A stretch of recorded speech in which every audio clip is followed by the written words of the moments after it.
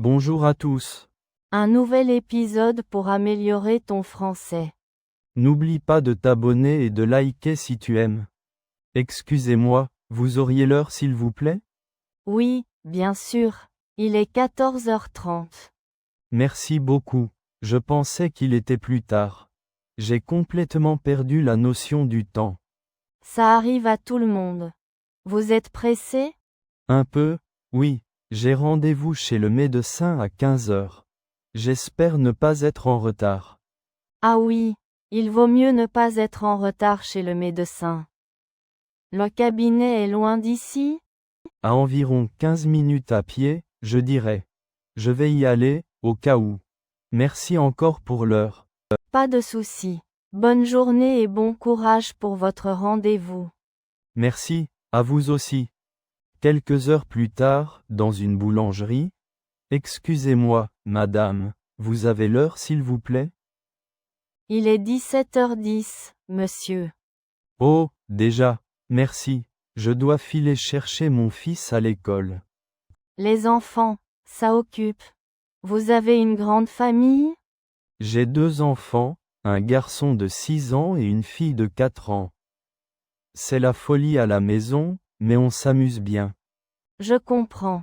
J'ai aussi 2 enfants, des jumeaux de 8 ans. C'est du sport tous les jours. Ah oui, des jumeaux. Ça doit être animé. D'ailleurs, je ne sais pas si vous connaissez l'expression « c'est du sport », mais ça veut dire que c'est difficile, que ça demande de l'effort. On l'utilise souvent pour parler des enfants, du travail, ou même des embouteillages. Ah oui, je l'avais bien compris. On dit aussi être dans le jus quand on est très occupé.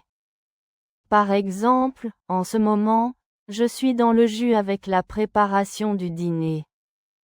Ah oui, être dans le jus, je connais. C'est comme avoir du pain sur la planche, non? Exactement. Ça veut dire la même chose. On a vraiment beaucoup d'expressions pour dire qu'on est occupé en français.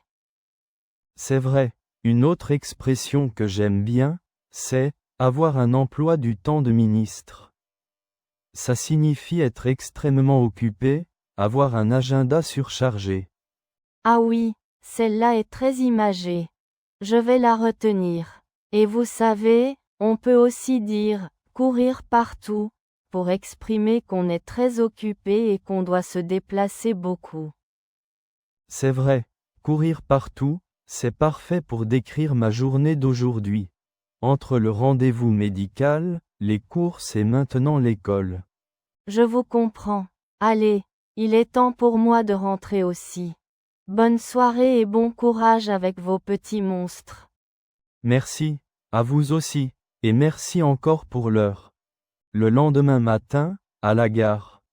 Regardant sa montre, il est 8h15. Excusez-moi, monsieur, votre montre est à l'heure? J'ai l'impression que mon téléphone débloque. Oui, elle est à l'heure. Je l'ai synchronisée ce matin. Le train pour Paris est affiché avec un léger retard, il devrait arriver dans 5 minutes. Ouf, tant mieux, j'ai une réunion importante à 9 heures et je ne veux pas être en retard. Être dans le jus, comme on dit. Ah oui, les réunions importantes. J'en ai une hier, c'était interminable. On a vraiment eu du pain sur la planche. Vous voyez, j'utilise déjà les expressions que vous m'avez apprises hier. Dites-moi, est-ce que avoir du pain sur la planche est aussi courant que être dans le jus? Oui, tout à fait. Les deux expressions sont très courantes et interchangeables. Vous pouvez les utiliser sans problème.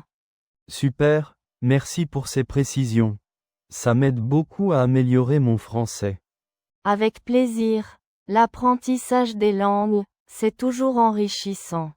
Tiens, le train arrive. Parfait. Bon, je vous laisse. Merci encore pour votre aide et bonne journée.